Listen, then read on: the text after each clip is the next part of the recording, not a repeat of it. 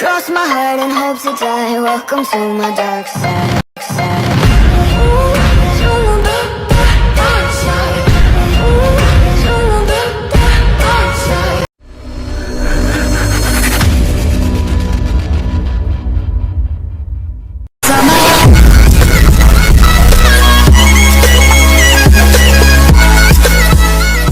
At balik tayo sa kwento na ang lugar ng near the National Highway na nakakita sila ng mga napakagandang mga babae na mga fairy na ito'y ilusyon lamang, at hindi pa rin sila ni Ye Chengxing nagising sa katotohanan, ilusyon lamang ang nakita nila, naglalaway na sila sa ganda ng mga babaeng na ilusyon lamang ito na inakala nilang fairy, at may sumisigaw kay Ye Chengxing.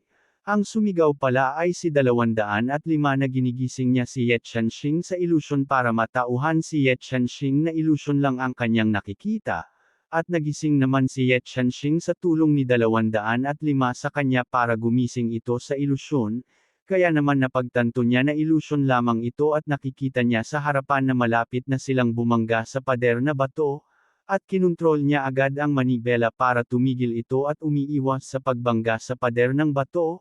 At napagtagumpayan naman niya itong iliko ng malapit na silang bumangga, sana buti na lang nakontrol niya agad ang manibela para hindi sila bumangga, ngunit hindi pa rin sila ligtas dahil si Ye Qinggan ay nabaliw na dahil sa kanyang nakitang ilusyon na sambit na nito ang ganda-ganda-ganda ng mga fairy, wika ni Ye Qinggan.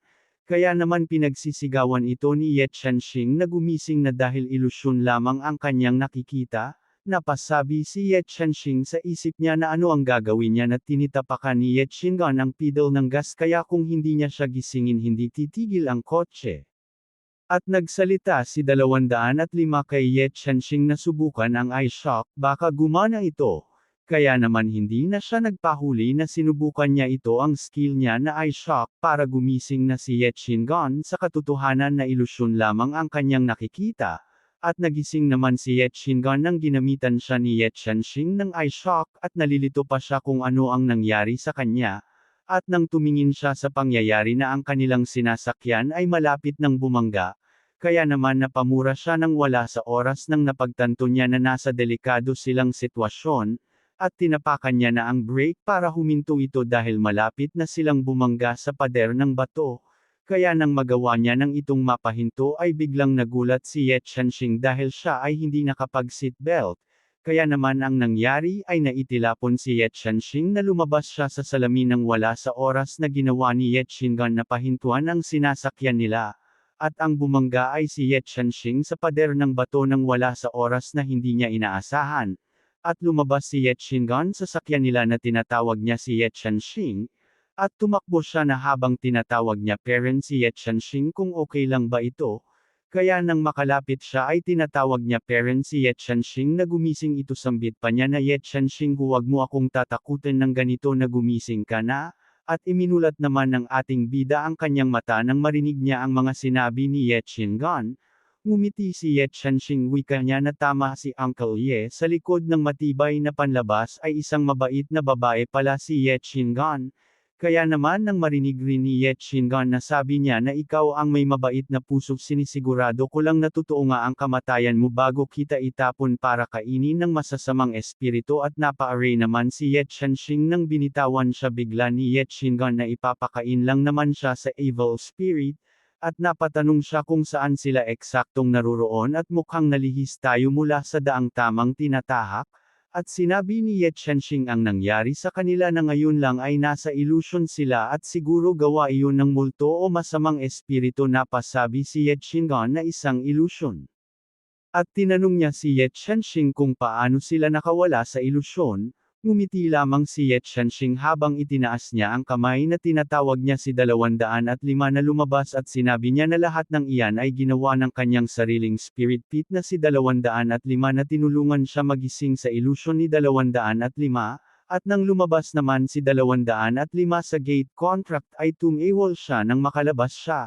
At napasabi sa 205 sa kanyang isip na pawaw ito nang makita niya si Ye Qinggan, sambit niya na natagpuan ba siya ng aking amo, para sa akin ang aking master ay napakagaling pumili ng babae dahil ito'y napakaganda.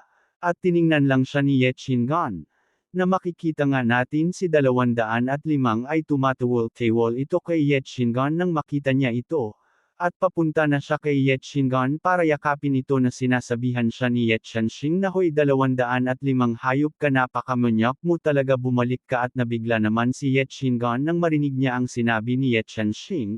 Nang makalapit si 205 kay Yetchingon binituhan siya ng sapatos ni Yetchingon na tumama sa kanyang mukha na bunya itong sinulo pero nasabi pa rin niya na si Yetchingon ay napakaganda at ang dibdib nito, at naitilapon siya sa tama sa kanya ng sapatos ni Yetchingon na bumangga siya sa pader ng bato. At sinabi ni Yetchanxing na si 205 ay isang demon-type spirit pet kaya magaling siya sa laban at sa ghost types at sinabi ni Yetchingon na kaya hindi ko siya tinadyakan hanggang mamatay. Na si 205 ay nakakita ng mga bituin sa kanyang ulo na basag na ang mukha niya, at napasabi si Yetchingon na siya habang tumingin kay 205 na demon-type mukhang mas nakakatawa siya nang tingnan niya ito na parang tanga. At sinabi na niya nagmamadali na tayo ang pangunahing prioridad ngayon ay hanapin ang masamang espiritu na ghost type kundi mas malalagay tayo sa mas malaking panganib kapag dumilim na. At tinanong ni Yetchanxing si 205 na kaya niya bang sundan ang masamang espiritu gamit ang kanyang ilong at tumango lang si 205 na ang ibig sabihin ay sumasang-ayon siya. At sinabi niya na kay 205 na kung ganun ay yun ay maganda kaya pangunahan mo kami para makita ang tamang daan habang si 205 naman ay sinisimulan niya ng sinisinghot niya ang daan. At nang makalipas ang oras na malapit ng gamabi na tumigil na si 205 sa pagsinghot na sinabi niya na nakarating na sila. At nag-iba naman ang pakiramdam ni 205 nang makarating sila sa lugar na tinatayuan nila. At nagsalita si Yetchanxing na mag-ingat sila tila narito sa paligid ang evil spirit pero nakakabigla si 205 ay nagmumurang-loang sa wala, at tinawag na rin ni Yetchingon ang kanyang spirit pit. Nang makalabas na ang spirit pit ni Yetchingon ay ito'y tinatawag na spirit pet Swift Thunder Panther Type Lightning Appraisal 22 star level E4 skills Rolling Thunder kumilos tulad ng kulog maaaring kumilos ng mabilis sa maikli ng panahon Heaven's Wrath tumawag ng kidlat mula sa langit para atakihin parang parusa ng langit ang kahinaan nito Rock Type Standard Conditions. At nagulat naman sila ni Yetchanxing at 205 nang makita niya ang spirit pit ni Yetchingon.